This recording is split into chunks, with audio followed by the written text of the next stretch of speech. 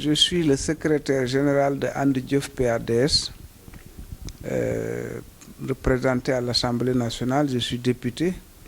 Je suis également le coordonnateur du Front patriotique pour la défense de la République et le coordonnateur aussi du Front Gor Ca Wax Ja, issu du référendum du 20 mars 2016, qui regroupe des partis politiques, des mouvements citoyens, des associations.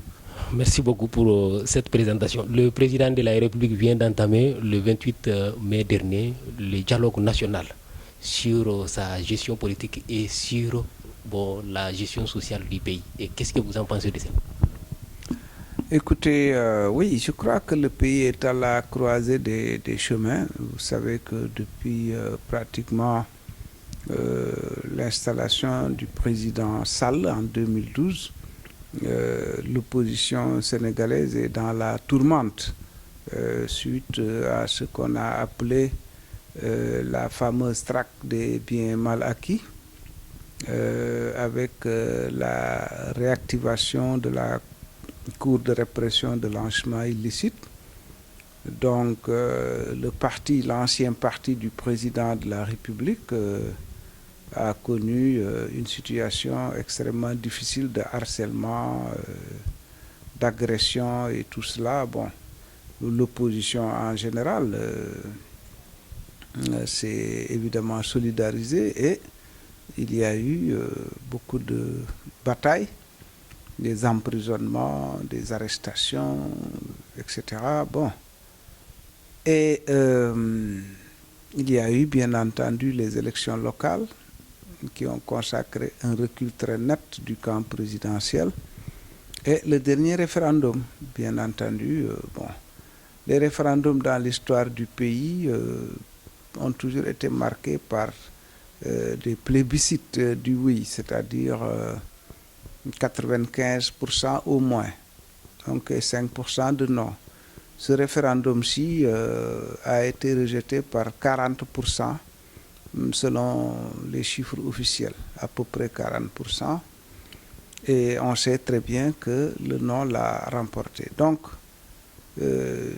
pour tout cela, le président Sall a estimé devoir parler avec l'opposition. Je crois que c'est une bonne lecture de la situation qu'il a eue, parce que dans la vie aussi, il faut savoir lire les situations. Le président Diouf, à l'époque du Parti socialiste au pouvoir, l'a fait à plusieurs reprises. Le président Wade l'a fait à plusieurs reprises.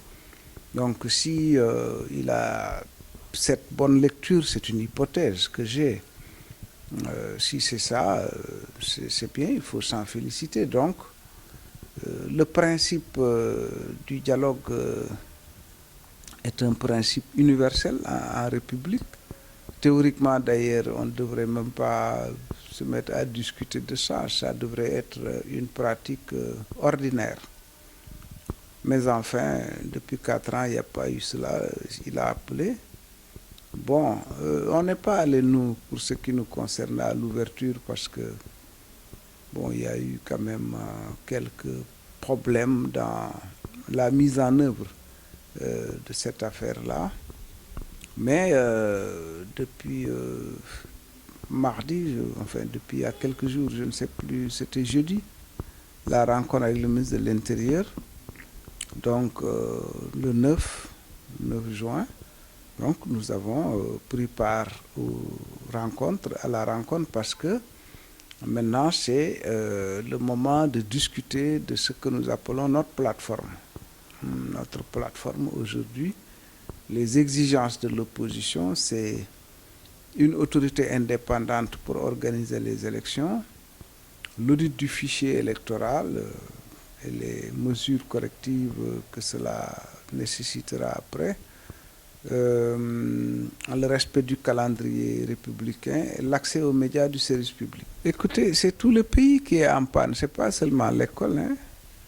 Maintenant, bon, sur l'école, ce qui se passe également, c'est un état d'esprit. Il faut que les Sénégalais sachent qui sont ceux qui les gouvernent aujourd'hui. C'est leur philosophie, à mon avis, de la gouvernance, C'est la violence. Les Sénégalais ne sont pas ceux qui le gouvernent. Non? Les Sénégalais ne sont pas ceux qui le gouvernent. À mon avis, c'est la violence. Ils ont tort, manifestement. Le gouvernement a tort parce qu'ils ont engagé leur signature. Ils ne respectent pas leur signature. Les autres se battent pour le respect des signatures. Et on me les menace de les radier. Vous ne respectez pas votre signature. L'autre se bat pour que vous respectiez votre signature. Et vous dites non, je vous renvoie. Est-ce que ça c'est raisonnable? Ce n'est pas raisonnable. Les enseignants, on dit oui, ils sacrifient l'école. Mais leurs enfants sont dans les écoles publiques. Les leaders des syndicalistes enseignants, leurs enfants sont dans les écoles publiques. Donc, bon, l'un dans l'autre. Mais c'est ça. Pendant ce temps, M. Bictogo bénéficie de 13 milliards, soi-disant d'indemnité pour... on dit que le marché qu'il avait eu était un marché de gré à gré. Donc on l'a choisi. Sur quelle base, personne ne sait. Il aurait, dit-on, engagé pas plus d'1 milliard. Moi, j'ai lu quelque part 60 millions. Mais même à supposer qu'il ait engagé 1 milliard, on lui donne 13 milliards. J'ai lu sur le net que le personnel de M. Bictogo dans cette affaire était pour l'essentiel composé de gens proches de la famille ou proches de la famille du président de la République. Pendant ce temps, vous dites aux enseignants, on ne peut pas vous payer, vous allez enseigner de force, sinon je vous renvoie de la fonction publique. Vous croyez que ça, c'est un pays où on respecte quand même les fondamentaux de la démocratie, des droits humains, des travailleurs, etc.